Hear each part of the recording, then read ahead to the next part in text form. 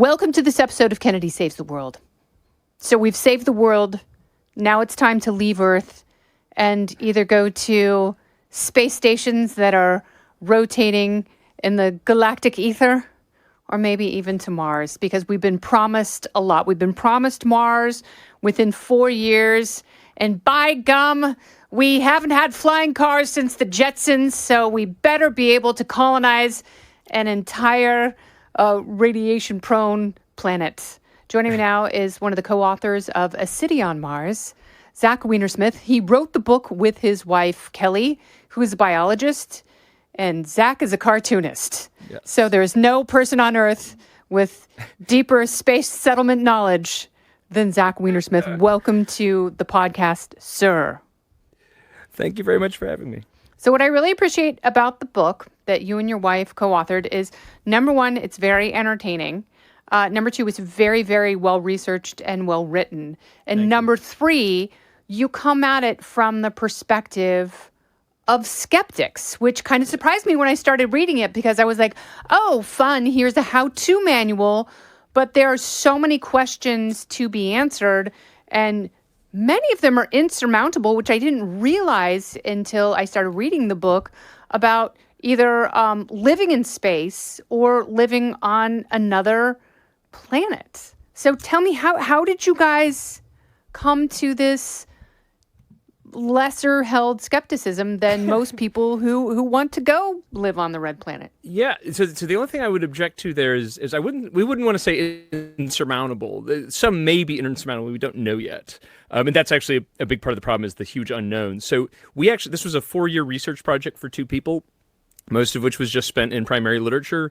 And about 2 years in, I remember it like a day, we were sitting at the kitchen table just sort of discussing, and suddenly it just sort of all came out that we had gone from, as you say, planning a kind of how-to book to being deeply skeptical about a lot of the popular claims, and claims by advocates who in some cases should know better, were not true. Actually, the original pitch was, how will we govern the expansion into outer space, which is no doubt coming soon, except our editor said, don't say governance on a book, or you'll get in trouble, or you'll bore people out of their minds. But and then, so I think the big turning point for us actually was human reproduction in space, which I don't know if we want to get into detail now. Maybe I would love to get into detail on that. I mean, there's so many things like radiation and ligaments, but so people and Elon Musk is a big, what is the word for it? Natologist? Like he's a person who believes... Natalist, yeah. Natalist, that's what it is. And he believes that we should be populating ourselves as much as possible, and that's the only way to save humans is to make more of them. So ostensibly, if you colonize Mars and you have people living there, you're going to have a lot of people as a starter kit, but they're going to have to replicate themselves. What are some of the Martian barriers to reproduction that you conceive of now? So the first thing to say is above all, we know almost nothing about this question, right? So you may have an idea that space stations are kind of organized science projects where we have like a series of things we're trying to discover, but it's more like you put up a space station mostly for political reasons, and then scientists say, well, can we do this? Can we do this? Can we do this? And they get time on the space station to try out things. So there's like experiments on quail eggs, on like bull gametes. They did send bull semen into space, but thank you for using gametes. It's way classier. Yes. Well, there may have been, I guess there probably weren't female gametes, but there have been... Not bulls, because bulls are male. Yes. Yeah. Actually, I don't know, I can't remember who put this in the book, but Barry Goldwater personally advocated for bull semen. You put that in the book, yes. All right, good. Yeah. And those are 2 things that I love, Barry Goldwater and bull semen. As soon as I read that sentence, I thought, I'm in. I appreciate. I was actually reading the preface to the book where he wrote it, and it was a kind of like weird 1970s space preface. But then I got to the end, Barry Goldwater had written this, and I just lost my mind. This is amazing. How did history not notice this? But anyway, so with that said, we don't know much about this question. There's never been a rat that reproduced in space, for example, anything like that. There are all sorts of a priori reasons to be worried. So for starters, as you said, Mars is exposed to a lot of radiation. So Earth has at least 2 protections against radiation. We have a thick atmosphere. Mars's atmosphere is almost non-existent. It's about 1% as thick. But also, we have a magnetosphere, right? So what that does is when these charged particles come from the sun, our magnetosphere mostly funnels them to the poles, where instead of killing us, they produce light shows. And on Mars, you just don't have any of that. You're pretty exposed. And so, in movies and books, people are usually in glass domes. That is literally possible, but more plausibly, anytime soon, you're just going to live underground. Underground, which I was like, that kind of sucks because you would have to have artificial sunlight because human beings kind of go nuts without it. Yep. And, there are, and it wasn't until I started reading where I'm like, yeah, there are a lot of aspects of human nature that are built in. And if you move really far away from your parents, there's still a really high likelihood you will turn out just like your parents. And, if we go into space and, we have this vast expanse to choose from for places to live, the things that we'll need to live, as you point out, are much more treacherous than, what did you say, zombies, werewolves, and nuclear war. Yes, that's nothing compared to how bad Mars is. I think we talk about this. I think it's often underestimated because if you just see a picture from like a rover, it kind of looks okay. Like, it needs a little gusseting up, maybe some gardening. Yeah, it looks like Palm Springs. It looks like Palm Springs. That's a good way to say it. Except, for example, another thing you can't see is that the soil is about 0.5% to 1% perchlorates. So like Mark Watney couldn't really grow potatoes in the soil, even if he put his poop in it. And by the way, I was talking to a scientist about this because this is often cited as like the one thing wrong in that book, which is otherwise exquisitely scientific. And he said, look, we didn't know the levels were this high when he wrote that book. This is fairly new info. So perchlorates are a chemical used in dry cleaning. Okay. They disrupt thyroid hormones. My wife, the biologist, could tell you more details, but the truth is we don't know what happens when you have long-term exposure to hormone disrupting chemicals of this type. RFK Jr. sounds like he would be opposed to this, just in principle. No doubt about it. It's funny. We talk to space geeks, they'll say, and we mentioned this. It is true that perchlorates you could rinse it, right? You could rinse the water. But our joke about this is like, if you so we live on a little farm in Virginia. If we were talking to the realtor and they had said, by the way, all the soil is laden with hormone disrupting chemicals, but just rinse it, and you're good. No one would be cool with this. But so the more important thing, since we're on the topic of reproduction, is like imagine exposing babies, fetuses. Developing teenagers to these chemicals. You'd have to be really careful about it. And then another thing, and this is one that is genuinely, well, let me not say insurmountable. Let me say the solutions are pretty crazy, which is the low gravity of Mars. So Mars is about 40% Earth gravity, right?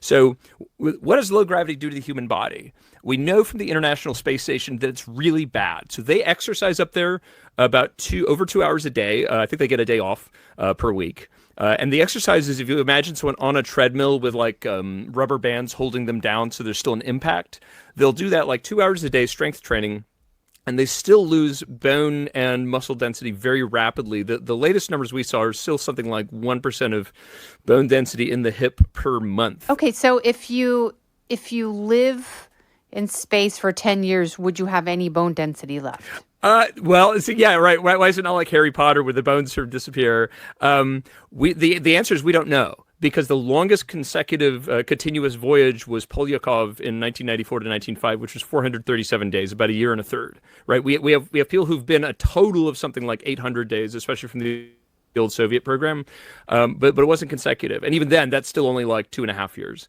So we just for a question like 10 years, the answer is we don't know. Maybe it just stops, right? But my understanding is so far, it just seems like it keeps going. You keep losing bone density.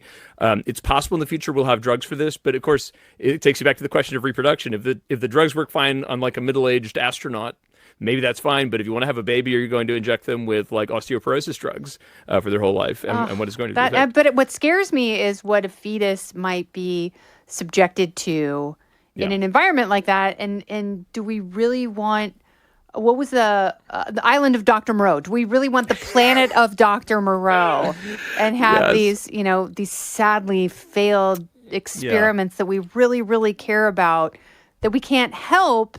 Yes, because it's hard to take all the technology with you for unforeseeable That's problems. Right. To me, this is a really big thing. We don't talk about this in the book, but it's kind of it's sort of personal for us. Like we have a son with special needs, and the only way his life is manageable on this planet is because there's a huge infrastructure in our community, in our government, and like just there's a large economy that can take care of people like him. I mean, we obviously do a lot of work ourselves, but it relies on this whole Earth we've got. I mean, to take care of people like that. And so if you assume Mars merely has the same rate of kids who need help as Earth, you've still got a problem reproducing that infrastructure. I mean, this is a little bit of a jump, but like we talk about these experiments to try to build closed loop ecosystems, like a sealed bubble ecology. Yeah.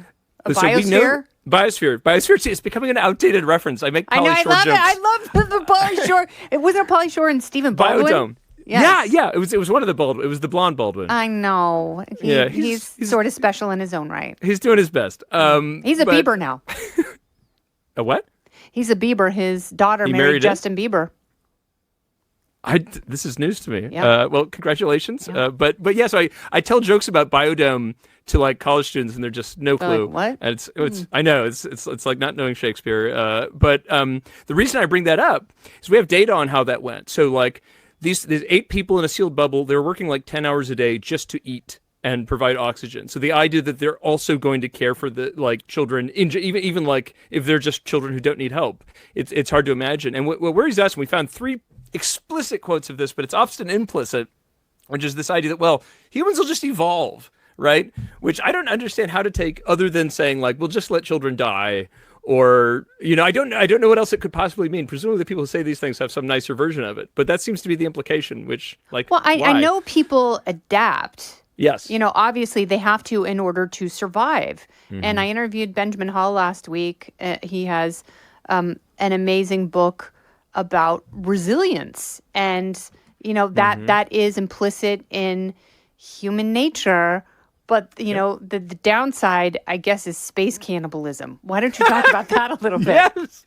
I'm so glad you asked. Nobody ever asked me. My very smart wife was opposed to the space cannibalism section, but I sold her on it. Okay, so there's a little background here.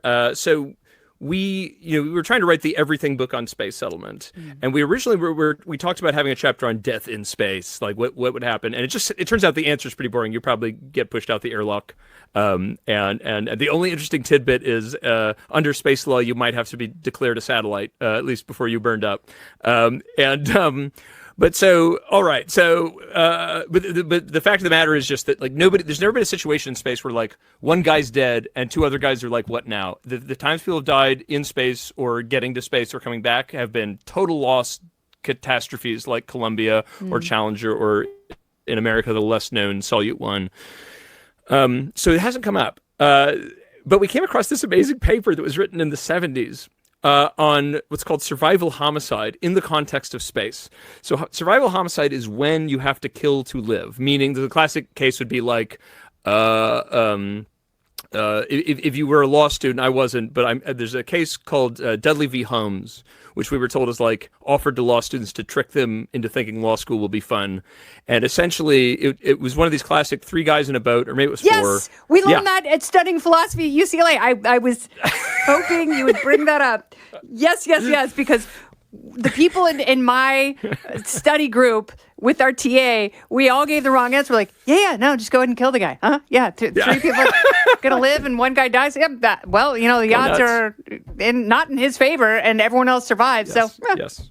Yeah, no, and I'm realizing I misspoke. It's Dudley v. Stevens. There's a similar case in the U.S. called Holmes, and yeah, I don't know. Do you remember the outcome of Dudley v. Stevens? No, but I just remember our TA got very mad at us and said that we were all ethically challenged and would never amount to anything because we were fine with 1 homeless person with really great organs dying. So 7 people with organ needs who would die without him if they would live.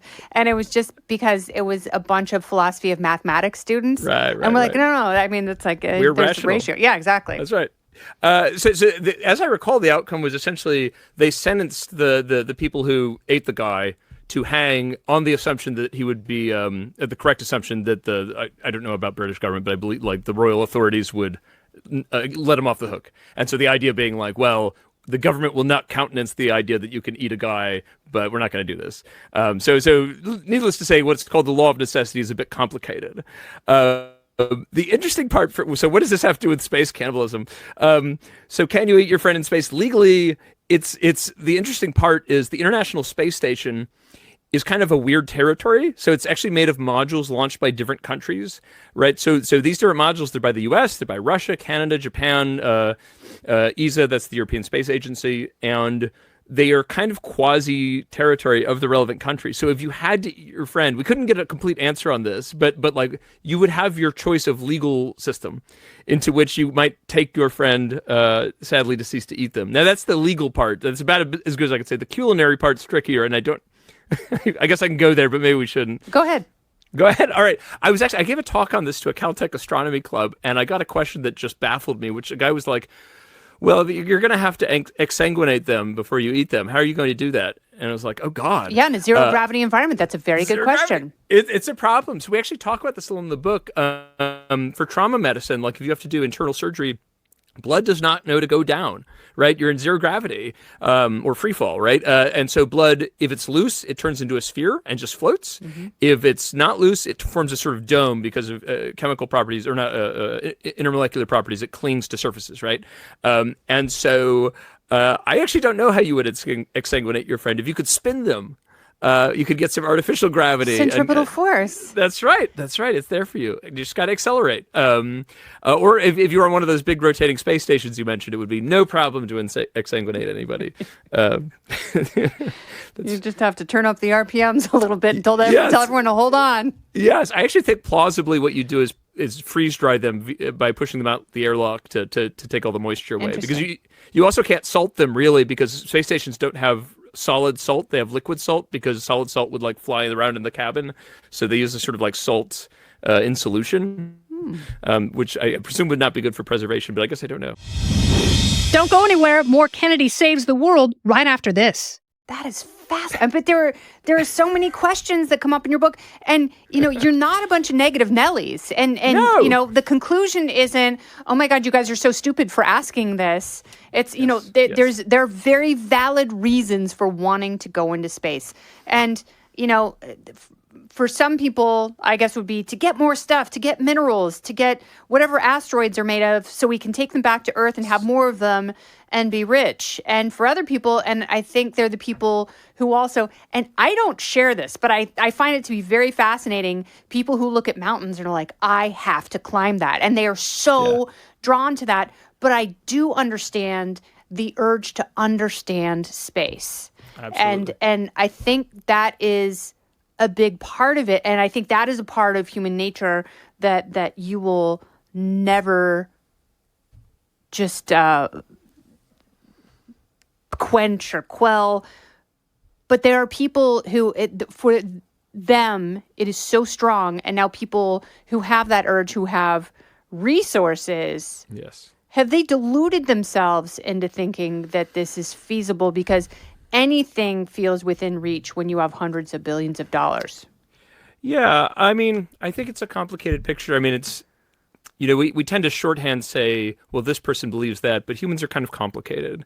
And so like Elon Musk, I hate to center Elon Musk on everything, but he's now the center of like every other question. But like, I think he genuinely believes in this project and the higher order outcomes, like he believes it's a species protection thing, and that I think he said somewhere, which I think is true, you have to wake up hoping for something, right? You can't just wake up and say we'll never accomplish anything. But on the other hand, and let me add one more thing, because I appreciate that you said we weren't being overly negative. I think we're trying to be realistic. Like SpaceX has been a genuine revolution in the way we do rocketry, and I'd be happy to talk about that. But the short version is they've deeply decreased the price of getting stuff to space, which for the last 60 years has been the main problem. And so I think he and a lot of other people believe that means space is kind of open to do stuff. But especially for something like settlement, which requires things like reproduction, ecology, and these sort of things, we have big open questions that nobody is spending the money to solve. So to our way of looking at it, I believe people like him believe in this project, but they are not spending like they believe in it, right? So if you really wanted a self-sustaining Mars settlement, why is no one spending on questions like reproduction? It's like minimal. Have you asked AI? Have I asked AI? Like, have you put that question into Chat GPT? Because my domestic partner is obsessed with that. And whenever there is a question, he puts it to Chat GPT, and the answers it comes up with are fascinating. So as I was reading your book, and you're like, it may take centuries, not decades, in order for us to do, these really big vision things where you need to take a couple 100,000 people a month and sort of offload them from Earth if there really is planetary destruction. But how will AI and quantum computing specifically, and those two things combined, how will they accelerate, like exponentially accelerate the idea of space settlement? Yeah, that's that. I've had versions of this question, so I would say this is a kind of nerd point for me. I'm actually working on a book about quantum computing, and I doubt quantum computing will accelerate anything. It's generally looked upon as a kind of like next generation of computers, but it's actually a way to solve a narrow set of very interesting problems more quickly. I don't see it being a major factor in Mars settlement. Now, AI is a different case. So one thing we talk about in the book is it's very common when people have a Mars proposal and there's a big problem, like you need to set up 12 acres of solar panels or something. And obviously that's a non-starter for like a crew of 3. People will say, well, robots will do it. Done. And our example for this is InSight, which was a robot landed on Mars. It was supposed to drill, I forget the distance, like a couple meters maybe, to do seismic stuff. It had this drill called the mole. It was like, if you can imagine, a cord with a little drill on the end, and it was supposed to drill down, and it just didn't. I don't know what the post-mortem was, but I think it couldn't catch on the surface. And of course, if you had a human, it would have gone okay, but robots are a little tougher. And so we essentially say, like, robots would solve lots of stuff, but we're not that good at it yet. And this was all written before everything got crazy, of course, in 2023. Mm-hmm. The only thing I don't know, and I don't think any of us know, right? So it's like, yeah, if like in 10 years we all have like robot butlers and like 50 per person, that obviously changes the possibility of doing Mars, because you could have them set up like the architecture in advance and that sort of stuff, and it would make a lot of things safer. It wouldn't answer biology, ecology questions, but it would make things a heck of a lot easier. I think it would be really interesting for you, in particular, you and your wife, Kelly, to ask ChatGPT some questions from your book that you know the answer to see what it gives you back. Like, I think that's in ChatGPT is the most fascinating. Totally. If it gives you stuff where it's just completely freestyling and has no idea what it's talking about, but, to civilians like me, I'd be like, oh, this thing's brilliant, man. Yeah. We can do anything. But to you and your wife, you're like, this is completely made up. Like, this is nonsense. I actually did that. It was after we'd submitted the book and stuff. Like, I forget when we turned it in, but like maybe late 2022. And then like what GPT 3.5 was like pretty soon after. And so one of the really difficult things in writing this book was getting sources on space food. As far as I know, there's like 2 books ever written, and then everything else is like scattered around 1 million memoirs and a couple of papers. They're like, it's Tang and Folgers. What more do you need? No, it's not. The Tang thing is a lie. Tang was around before space. I hate to ruin Tang. And, We've been propagandized. Zach, lied to your whole life. I would say that the rule of thumb is anytime someone says X was invented in space, X was not invented in space. It was used in space. Tang was used in space, but it's not anymore. I don't think anyone likes it. Did you have? My grandma used to give us Tang, and I hated it even then. No, I liked the Minute Maid from a can. that's a step up. I like the 4-to-1 ratio because it was like a bougier version of Tang, but still white trash. So. Oh my god! I was gonna say if Minute Maid is bougie, I guess I was drinking Tang, so I can't say anything. But yeah, but so one of the big problems if you're someone who's like, I'm not a food science person, so I had no idea how to find these books at first, and it took me a long time. I did find them, but like GPT, I was like, give me 10 books on space food, and it made up 8, but it did give me the 2 right ones. So it's like, to me, that's like a good example of the utility of AI. It would still have saved me hours, but don't trust it. No, don't trust it completely, but trust A City on Mars. It is it's such a fun read, and it is so full of factual information. And what I also love is you ask a lot of questions, and it is okay when reading your book to have those questions lead to other questions. So you and your wife have done a phenomenal job. I know it has taken you a lot of time, and you also do a good job of separating the camps of people who have been selling the idea of space settlement and their motivations, which, it runs the gamut. It's all incredibly fascinating. So thank you for taking the time, not only on the book, but on this podcast, Zach Weinersmith. Well, thanks very much for having me. It's been fun. I'm glad I got to talk about space cannibalism. Space cannibalism, space. We didn't touch on space lawyers, but they might be the most annoying people in space. Could you imagine someone who's like not a gooey biologist looking over your shoulder going, actually, you can't do that. According to Section 14, no. They are not the most exciting people, but they're very nice. And they do exist. Yes. All right. Well, thank you for saving Mars. This has been Kennedy Saves the World. Along with Zach Weinersmith, I'm Kennedy. Listen ad-free with the Fox News Podcast Plus subscription on Apple Podcasts, and Amazon Prime members can listen to this show ad-free on the Amazon Music app. Oh, go ahead and leave me a review while you're there. I'd love to hear what you have to say. You've been listening to Kennedy Saves the World on the Fox News Podcast Network.